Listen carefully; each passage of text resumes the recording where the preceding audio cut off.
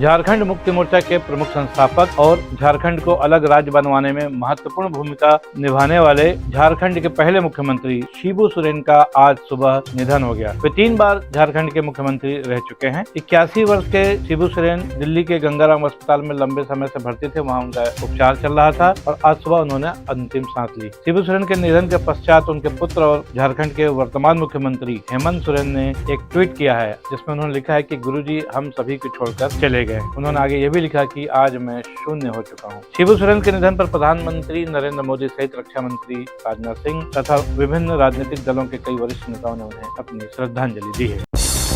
अब एक खबर दुर्ग से। पाटन क्षेत्र में जामगांव आर की है, जहां पर एक 3 साल के बच्चे की मटर खाने के दौरान मौत हो गई। सिद्धांत नाम का यह बच्चा 3 साल का था, जो कि मटर खा रहा था और गले में फेफड़े के पास मटर का दाना कोई फंस गया, जिससे उस बच्चे की मौत हो गई। इस घटना से बच्चे के परिजनों और आसपास मातम सा पसरा हुआ है। इसलिए ये बात भी तय है कि बच्चों के खाते पीते समय, बच्चों के खाना या पीना कुछ भी जब वो करते हैं तो आसपास परिजनों का रहना बहुत जरूरी होता है, ताकि ऐसी किसी अप्रिय घटना की पुनरावृत्ति न हो। पेरेंट्स को बच्चों के खाने पीने के समय उनके आसपास रहने की आदत डालनी चाहिए। अब एक खबर कोंडागांव जिले से, जहां पर बायनार में आरपीएफ कैंप में तैनात एक प्लाटून कमांडर की आज मौत हो गई। उन्होंने अपने आप को गोली मारकर आत्महत्या कर ली। घटना बीती रविवार रात की है। मृतक प्लाटून कमांडर, जिसका नाम दिनेश कुमार चंदेल बताया जा रहा है, दुर्ग का रहने वाला है। उसने आत्महत्या क्यों की है, इस बारे में अभी कोई जानकारी नहीं मिल पा रही है। फिलहाल पुलिस ने मामला दर्ज कर लिया है और जो आवश्यक कार्रवाई है वो कर रही है।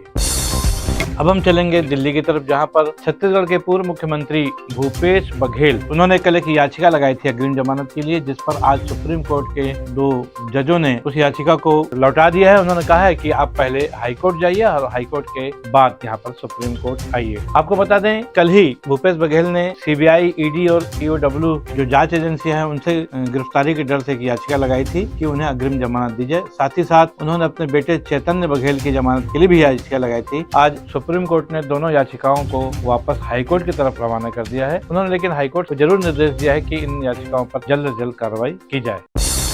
अब हम चलते हैं, एक खबर बिलासपुर से है, जिसमें आज सुबह शॉपिंग मॉल में खरीदारी कर रहे 8 लोग लिफ्ट में फंस गए थे, जिसमें 4 महिलाएं, एक बच्चा और 3 पुरुष थे। लगभग 1 घंटे तक वो मॉल में फंसे रहे। घटना उस समय की है जब वो खरीदारी करके तीसरे माले से ग्राउंड फ्लोर की तरफ जा रहे थे। बहरहाल बाद में प्रशासन और टेक्नीशियंस की मदद से किसी तरह सबको बाहर निकाला गया। इसमें सूचना किसी ने फोन द्वारा दिया गया था, मैं स्टाफ भेजा था, बताया कि वहाँ पे कुछ फैमिली उसमें लिफ्ट में फंस गए थे, जो सुरक्षित उसको निकाला गया है और खैरियत होना बताया।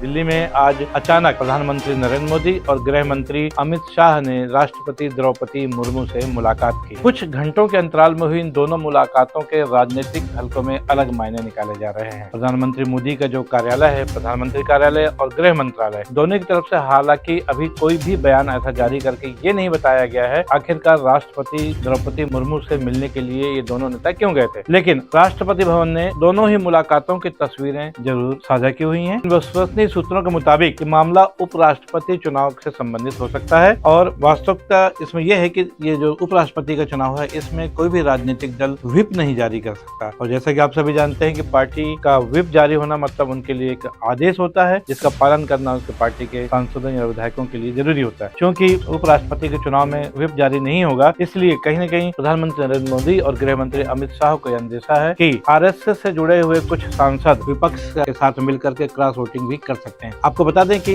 आरएसएस और भारतीय जनता पार्टी के लोगों के बीच में पिछले लगभग 8 से 10 महीने से रिश्ते अच्छे नहीं चल रहे हैं और इन्हीं कारणों से भारतीय जनता पार्टी अपने राष्ट्रीय अध्यक्ष का चुनाव भी नहीं कर पा रही है। क्योंकि 9 सितंबर को चुनाव होना है, 7 तारीख को नोटिफिकेशन जारी हो जाएगा, अब से 2-3 दिन बाद, और 21 तारीख तक नामांकन होना है। तो कहीं न कहीं ये माना जा रहा है कि आरएसएस के नाराजगी चल रही है। तो आरएसएस के कम से कम 100 सांसद हैं, यदि क्रॉस वोटिंग कर देते हैं तो बहुमत वाली भारतीय जनता पार्टी को भी एक चौंकाने वाले रिजल्ट का सामना करना पड़ सकता है। दूसरी बात यह है कि भारतीय जनता पार्टी, खासतौर पर प्रधानमंत्री नरेंद्र मोदी जी और उनकी टीम ने, उन्होंने भारतीय जनता पार्टी के 6 वरिष्ठ सांसदों को, सांसदों ही नहीं मतलब मंत्री भी हैं वो लोग, उनकी जिम्मेदारी दी है कि वो इंडिया गठबंधन के सभी दलों से अलग अलग मुलाकात करें और उनको इस बात के लिए तैयार करें उपराष्ट्रपति पद के चुनाव में वे अपना कैंडिडेट खड़ा न करें, ताकि सत्तारूढ़ भारतीय जनता पार्टी या इंडिया के जो प्रत्याशी है उनकी जीत सुनिश्चित हो सके। बहरहाल प्रधानमंत्री नरेंद्र मोदी, गृह मंत्री अमित शाह की ये कोशिश और उन्होंने जो मंत्रियों को जिम्मेदारी दी है उसका क्या क्या होगा इस पर तो वक्त बताएगा, लेकिन इतना जरूर है कि आरएसएस और भारतीय जनता पार्टी के बीच में जो रस्साकसी चल रही पिछले 7-8 महीने से, उससे ये उपराष्ट्रपति पद का चुनाव निश्चित रूप से रोचक हो सकता है। आज की खबरों में बस इतना ही। मैं हूं बीडी निजामी, आप देख रहे हैं न्यूज T20। हमारी ये खबरें आपको कैसी लगी इस पर अपने राय अवश्य दें। खबरों को लाइक करना न भूले और चैनल को सब्सक्राइब करना भी। कल फिर मिलेंगे कुछ नई खबरों के साथ, तब तक के लिए दीजिए इजाजत। जय हिंद, जय भारत, जय छत्तीसगढ़।